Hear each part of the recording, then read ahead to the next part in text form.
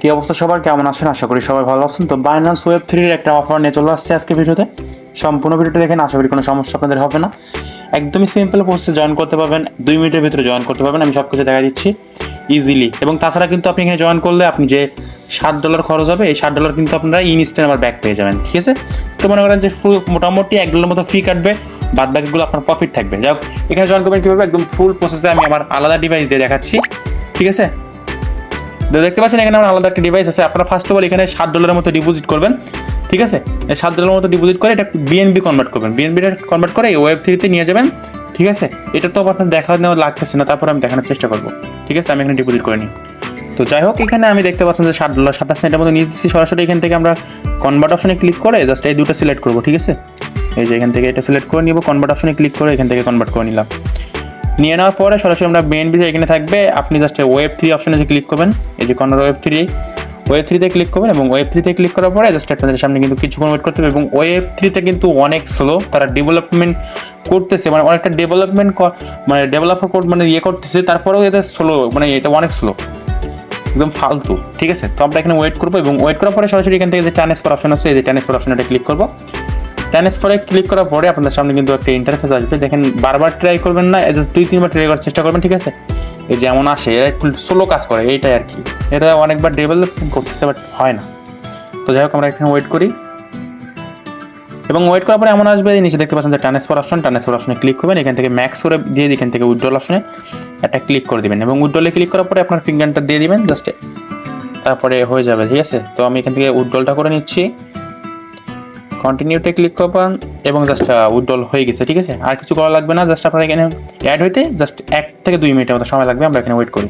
এবং এখানে দেখতে পাচ্ছেন আমার কিন্তু ব্যালেন্সটা অলরেডি অ্যাড হয়ে গেছে। এখন জাস্ট আমরা যে বিএনবিটা আছে এটা আমরা জাস্ট স্ট্রাইকিং করবো। এবং স্ট্রাইকিংয়ে করার পরে যে স্ট্রাইকিং করবো ওইটা আমরা উইথড্র করতে পারবো। ঠিক আছে, যাই হোক, এখন জয়েন করবেন কীভাবে? এখানে দেখতে পাচ্ছেন যে একটা ব্যানার আছে, এই যে ব্যানারটা, এই ব্যানারে জয়েন অপশনে ক্লিক করবেন বা ব্যানারের উপরে ক্লিক করলেই হয়ে যাবে। ঠিক আছে, তারপরে জাস্ট আপনারা কী করবেন, এখান থেকে আপনার স্কোরটা দেখেন কিন্তু আপনাকে 0 দেখাচ্ছে। জাস্ট আপনার স্কোরটার উপর নিচে আসবেন, এই যে স্টার্ট কুইস্টেন্ড এই অপশনে একটা ক্লিক করবেন। এবং এই অপশনে ক্লিক করার পরে এখানে দেখতে পাচ্ছেন যে স্টার্ট অপশন আছে, এমন অপশন আসবে।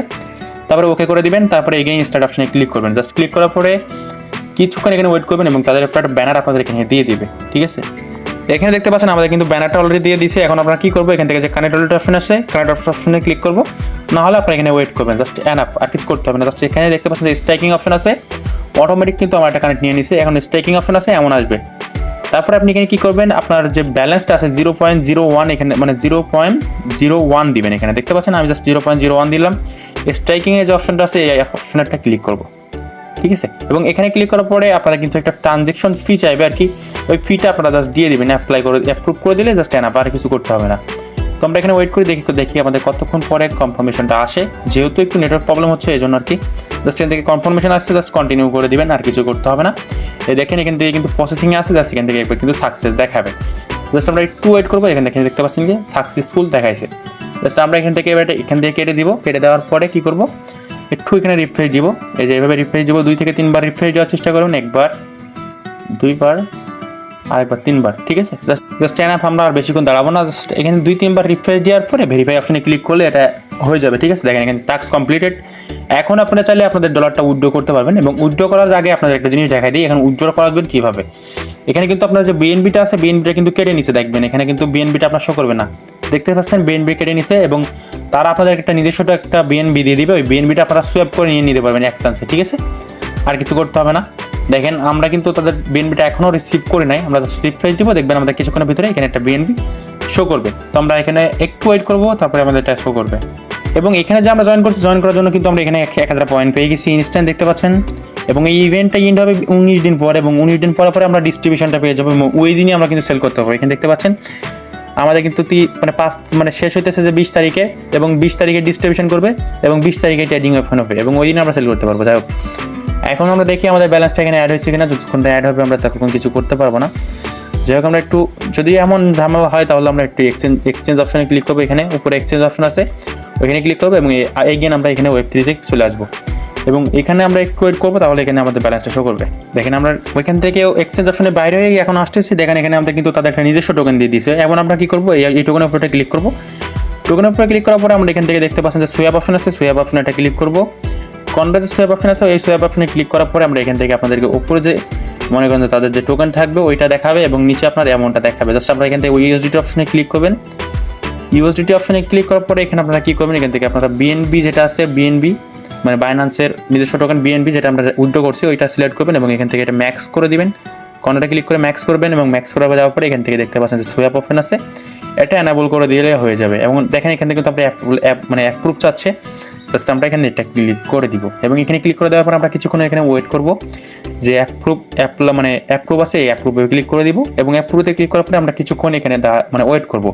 দেখবেন যে অটোমেটিক এটা কমপ্লিট হয়ে যাবে বা আবার এদের আরও একটা ট্রানজেকশন চাইতে পারে।